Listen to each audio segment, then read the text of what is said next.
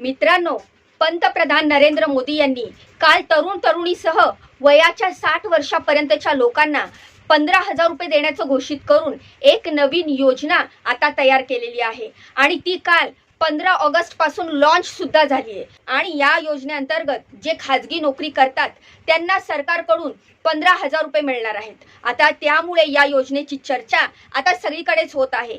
हो, 15,000 ही रक्कम मिळत असल्याने नक्की योजना काय, कुणाकुणाला याचा लाभ मिळणार आहे, 15,000 कसे मिळणार आहेत आणि ते का दिले जाणार आहेत, कुठल्या नियम आणि अटीमध्ये बसून ते दिले जाणार आहेत, कोण कोण यासाठी पात्र असेल, कागदपत्र काय लागतील आणि या योजनेचा एकूण वयोगट किती आहे, हे सर्व आज आपण डिटेल या व्हिडिओच्या माध्यमातून पाहणार आहोत।